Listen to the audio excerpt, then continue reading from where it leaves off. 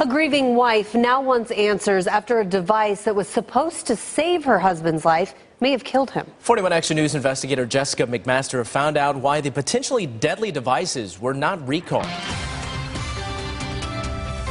It's used to save lives, but this blood clot filter called the Recovery has been associated with nearly 30 deaths. Kathleen Benzing says her husband is one of them. I miss him horribly. A husband, father, and a grandfather. Eugene Benzing was a family man who loved to play the bagpipes. But with all the joy in his life, there was something he still needed to accomplish.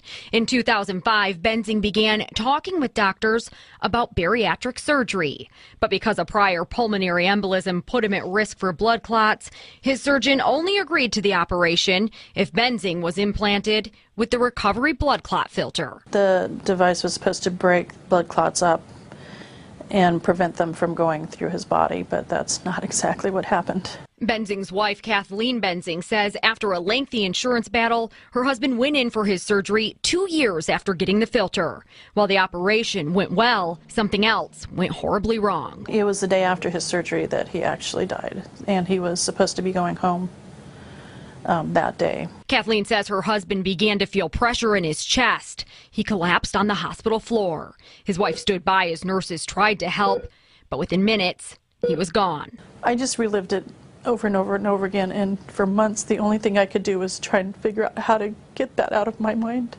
According to the autopsy, Benzing died when the filter that's supposed to stay put traveled to his heart.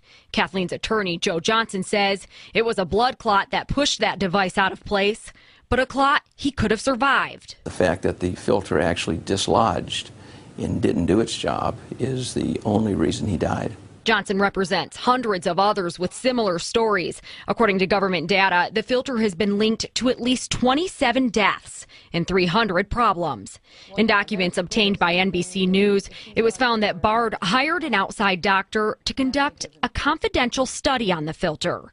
It found the Recovery had higher rates of relative risk for death, filter fracture, and movement than all its competitors. Instead of issuing a recall for the Recovery, Bard sold about 34,000 of them before coming up with a replacement. Mr. Benzing actually was implanted with the Recovery filter approximately 1 month after the new and improved filter was available. And in spite of that, Bard never went to the hospitals and removed the old devices from the shelves. The 41 Action News investigators placed calls into Bard, but they went unreturned. I loved my husband so much. When he died, he was everything to me. They need to take responsibility for a product that they knew there were problems with.